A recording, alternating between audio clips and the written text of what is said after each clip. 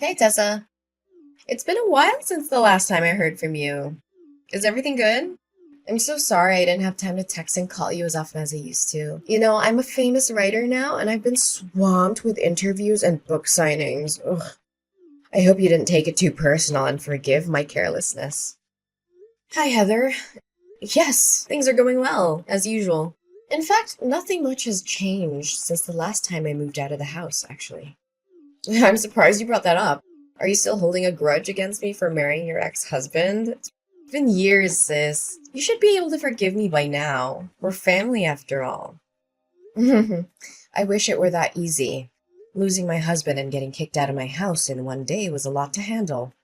As a matter of fact, I still haven't fully processed everything that happened, and I still feel the pain when I think about it.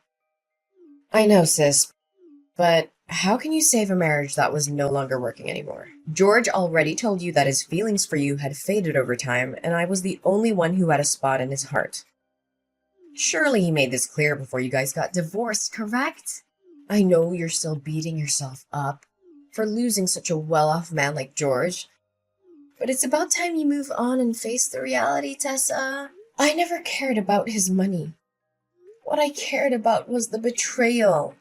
I was deeply hurt when I found out that he cheated on me with you. The sight of you two together in my bedroom was a knife to my heart. I felt betrayed and humiliated. Come on, sis. Don't act like I'm the one who's at fault here. I mean, your husband was the one who hit on me first. What was I supposed to do? Even if that were the case, you could have easily said no. But instead you chose to betray your own sister. My husband wasn't innocent, but I don't think you were either. In fact, I still blame myself sometimes for ignoring the red flags that kept telling me you were seducing my husband. Honey, I wouldn't call it a betrayal. Didn't you hear what he said before the day you got divorced? He told you that he had lost all of his interest in you a long time ago. But he didn't want to hurt your feelings. Many times he came to me for comfort and advice, and we grew closer and closer just like that. George was unhappy for quite a long time, and he just finally found the courage to leave. Enough! I'm not really feeling up to talking about that at the moment. Can we just change the subject of our conversation? Yeah, sure. So, what have you been doing for a living, Tessa? Still trying to make it as a full-time freelance artist? I already told you a million times, your paintings suck. No one wants to buy them. They're so bad, you could lay them on the floor and people would mistake them for doormats. Don't be so harsh on me, Heather. I know my paintings aren't everyone's cup of tea, but I believe that art should be a reflection of the artist's heart and soul. I could draw something easier for the audience to approach, but that would be a betrayal of my own artistic vision. I'm not going to compromise my art just to make it more marketable. I know that there are people out there who appreciate my work for what it is. Whatever your stupid belief is the reason why you're still living in poverty. For me, money comes first. And it's all about creating things that people will like. Just look at me and my best-selling book, The Power of Marriage. Sold over 200,000 copies and generated more than $1.6 million last year. Can you believe it? Oh, and have you heard about my book, A Match Made in Success? It's a memoir about my marriage to George, and it was just published last month. It's already sold a couple of thousand copies, and I'm really excited about it. Yes, I've heard about those books, and you've also written many other famous marriage books. I just thought it's quite ironic that someone who has sabotaged other people's marriages would write about the principles for a strong and lasting relationship. Hey, are you referring to me, Tessa? I can see that you're still struggling to conceal your jealousy of my successful and wealthy life. It must be hard to see someone like me living the good life while you're stuck in your destitute existence. I guess it must be tough raising Gabriella all by herself, huh? At least George still gives you some pity money every month to keep you and Gabriella from the verge of hunger. So, you're finally showing your true colors, huh? Well, let me tell you something. I know exactly how hard I had to sacrifice for you to get where you are today. I gave up my dreams, my relationships, and my sanity, all so that you could achieve yours. Oh, not again. When our father passed away and our mother left us, I was the one who stepped up to take care of you. I worked 2 or 3 jobs at a time to make sure that you had everything you needed to succeed in school. I even had to drop out of college myself But I didn't care. All I wanted was to make sure that you had the best possible chance in life. And what did you do? You repaid my sacrifice by stepping into my marriage with George and destroying it. Oh, for the love of God! Would you please stop giving me that lecture? I'm so sick of hearing it. I don't owe you my entire life for something you did for me 10 years ago. I barely even remember it. I certainly don't appreciate you bringing it up every single time we talk. You sure are ungrateful, aren't you? Anyways, do you have free time? I just want to invite you to come over to my house and join my birthday party. It'll be fun. But don't bring Gabriella along. She would cry and ruin the party for everyone else. I don't really want to go because I have a lot of things to do. Ugh, please, your excuses are so lame. What else do you have to do all day besides painting those ridiculous pictures that belong in the trash? Think about the sake of our sisterhood and come to my house, please. It will be great fun. I can guarantee you. Okay. I guess it wouldn't harm just to attend your birthday party. We're sisters after all. I'll be there, but I'm not making any promises about how much fun I'll have. That's my sister. So I'll see you at 8 o'clock in the evening at my house, right? Don't forget about it.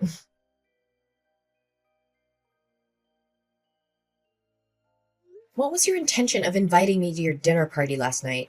You treated me like my presence wasn't even important. You called me your housekeeper and made me slave away for you and your guests. What was that all about? I'm not sure if you were trying to be funny or if you were just being mean, but either way, it was really hurtful. Tessa, really, could you think rationally for just a little bit? How can I call you my sister when you're so impoverished? I mean, judging by the way you dressed yesterday, I can only guess those outdated garments were bought at a thrift store or a garage sale. It's embarrassing to be seen with you in public. You don't even deserve to be my housekeeper. What? How can you say that about your own sister? Are appearance and money truly that important? What else could be more important? I mean, look at how my friends dress and look. They're all from wealthy families, have high social status, or are celebrities. If I claimed you as my sister, they'd laugh at me in my face and then shun me. You wouldn't want that to happen to your own sister, would you? But why didn't you give me a heads up? Instead, you made me a laughingstock in front of your friends. Well, it's not like you would find anything more decent to wear even if I told you about my friends in advance. But thanks for coming anyway. You were very helpful at cleaning after the party. I was so concerned because my current housekeeper asked for a sick leave and I couldn't find anyone better to replace her. So you called me up just so I could do the work for your housekeeper? Well, I'm not surprised by your actions anymore. After all, you've already stolen my husband and belittled my chosen profession. What else couldn't you possibly do to hurt me? One thing I'm a little concerned for you, though. Concerned for me? Why would you be concerned for me? I have everything I could ever want. I'm at the top of my career. I own your former house and your wealthy ex-husband, and I'm living the best life imaginable. What could possibly be wrong? Well, I'm just interested to see how the audience will react when they find out that your marriage is not as perfect as it seems. Will they be disappointed? Will they be shocked? I can't tell for sure. What do you mean when saying that my marriage isn't perfect? We are both incredibly successful people. I'm a world-renowned writer, and George is a household name who earns over $500,000 per year. What could possibly go wrong with my marriage? Well, I'm not trying to be nosy, but I found out yesterday that you and George are sleeping in separate rooms. I don't have to be a psychologist to know that sleeping apart can be a sign of troubled marriage, or even a marriage that's on the verge of dying. Am I correct about that? What? How dare you break into my room without my permission? I'm sure you were looking for something to take from my house. What? I may have some financial problems, but I'm certainly not a thief. You were the one who told me to clean the entire house before the guests arrived, remember? I only did what you asked me to do. Oh yeah, I told you that. But it's understandable that every marriage has its ups and downs. My marriage with George is no exception. We've had a few arguments lately and we're not talking to each other right now, but that doesn't mean our marriage is on the verge of dying like you said. The condition of the master bedroom is a clear indication that it hasn't been used in a long time. The air is stale and musty, the floor is covered with a thick layer of dust, and there are cobwebs in the corners. The windows are also smudged with dirt. Just admit it. You and George weren't sleeping together for years. Why do you have to keep pretending that you have a happy marriage? We both know that's not the case. You're not fooling anyone. It's my family business. Don't stick your nose into it. I'm sure your audience will be devastated to learn that the power couple, an impeccable marriage they look up to, is nothing but a complete sham. I'm sure the press will be thrilled after I reveal to them this hot topic. You! How dare you threaten me like that? No, I mean, Tessa, why should you ever rat out your own sister? Really? I've made a great fortune and achieved fame from selling those books. If anyone ever finds out the truth about my marriage with George, my reputation will be ruined and I'll be ruined with it too. I'm begging you, Tessa, please don't tell anyone about this. Just a few minutes ago, you were raising your voice at me, calling me your housekeeper, and belittling me for my financial status. What's the reason for your sudden change in your behavior? Well, Tessa, you know I didn't mean what I say. In fact, you already knew that I'm a person who always speaks without thinking about the consequences of my words. Please, Tessa, just forgive me this one time. I'll swear I'll treat you better the next time we meet. You have my word. I don't know, Heather. You've done me wrong over and over again. I don't know if I can still put my trust in you after all of this. I know I messed up, and I'm so sorry for what I did. I know that it doesn't make it right, but I hope you can forgive me. You know that you're the only one I can count on. Other than you, I have no one else. Please, Tessa, spare me this time. Okay, I let you go this time, but I'm warning you. If you do this to me again, I'm done. I can't keep forgiving you for breaking my trust. Thank you, Tessa. I know that you're my dearest sister in the world, and you would never do anything to harm me.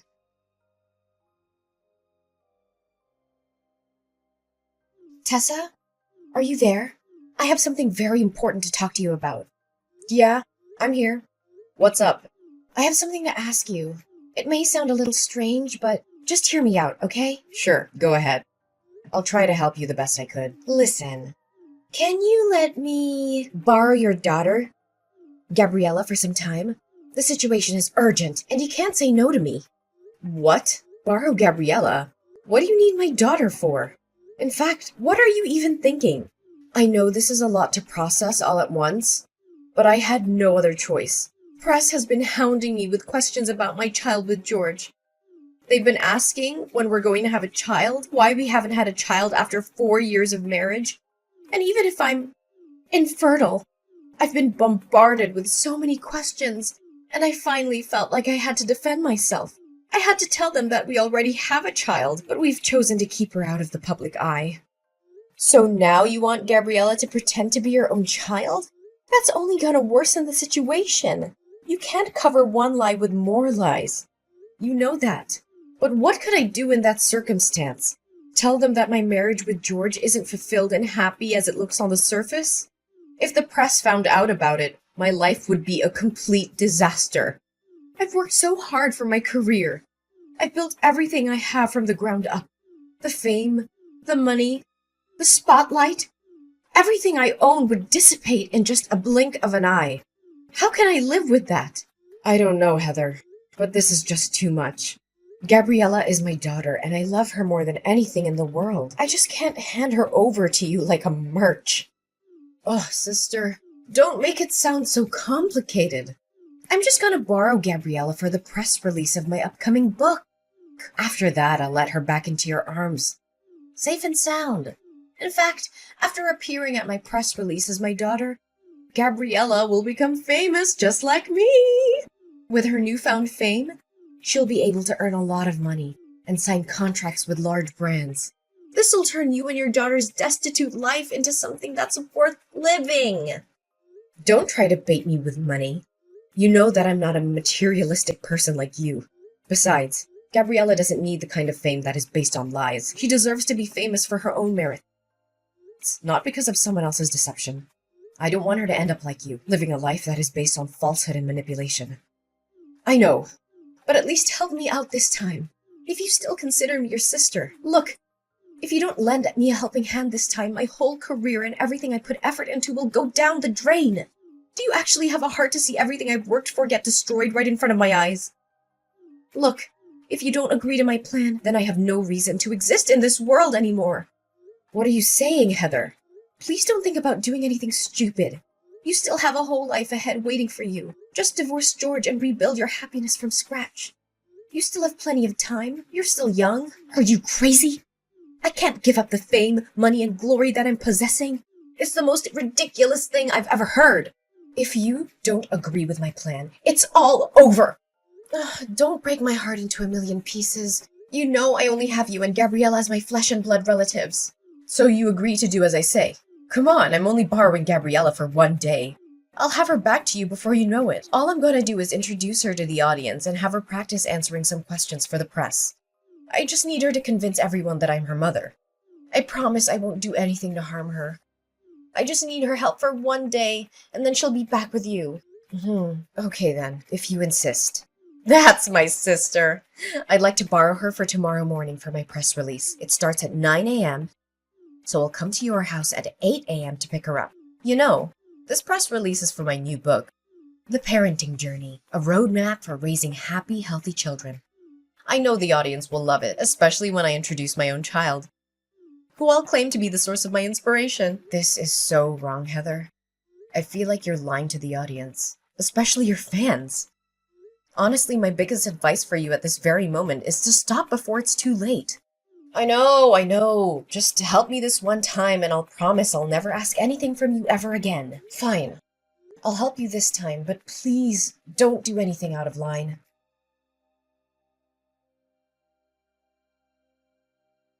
Heather, where are you and Gabriella? I've been waiting for you the whole day. You said you were going to return Gabriella to me by 1 p.m. Didn't you receive my innumerous texts and calls? I'm sorry, Tessa, but Gabriella is staying with me. She's such a bright kid, and the audience fell in love with her immediately. Did you know that just today, my new book has sold a couple of thousand copies? It's thanks to Gabriella. Tessa, I think I'm going to keep her around. Will you let her stay with me? No! She's my daughter. How can I let you keep her? Oh, come on, Tessa. Do you honestly think that you're giving her the life she deserves with your scanty income? I, on the other hand, have a solid financial footing that I can guarantee you that I'll take a better care of her than you ever did. I promise Gabriella will be showered with fame and money when she's become my child. There's no way she's gonna agree with your stupid idea. She knows very well that I'm her mom, and she will insist on coming back to my arms. Oh, Heather, she's a 2-year-old kid. She can't decide for herself. Besides, I'm already at the airport. Me and my husband and Gabriella are heading to another country where you can't find me. Don't worry. I'll send you a couple of pictures of your daughter every now and then. Your child will be a great tool for me to earn even more money. I knew you would do something like this. You know? What do you know about? Look, I overheard the conversation between you and George. You saw how the audience reacted to Gabriella, and you decided to exploit her for your own gain. You only wanted to use her as a tool to further promote the image of a perfect family that you're crafting. Do any of my words sound wrong to you? What? So you already found out about my plan? Why did you let me carry on with it anyway?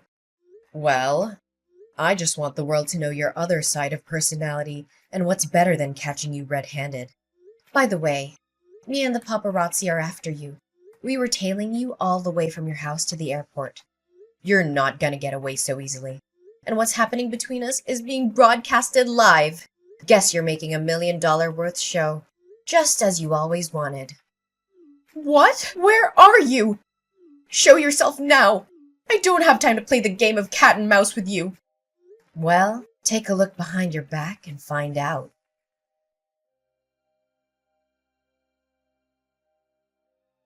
Heather was shocked when she saw me in a crowd of paparazzi chasing after her, demanding answers. Everyone now knew the truth about her so-called happy and successful family. It was all a lie, a carefully crafted facade to make money. In reality, Heather and her husband George hadn't spoken to each other in years. She'd found out he'd been cheating on her with another woman, and she had been too humiliated to tell anyone. Now, the truth was out, and Heather was facing the consequences. Her books were being boycotted, her reputation was in ruins, and she was being sentenced to 3 years in prison for kidnapping.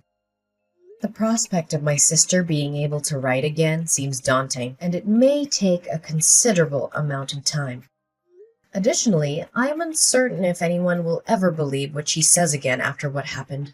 Finally, Gabriella got back into my arms again. My precious girl is the angelic light that guided me even during my darkest days. She's my reason for living, and every picture that I paint reflects the immense and inseparable love between us. As my daughter Gabriella became famous, my paintings also gained more recognition. The audience finally understood the deep meaning behind my paintings, which depict the special bond between a mother and child. Eventually, I was able to open my own painting gallery. With the proceeds of the sale of my paintings, which amounted to almost $100,000, I donated half the money to charities that provide financial assistance to single mothers. I hope to uplift their lives in the same way that mine had been uplifted.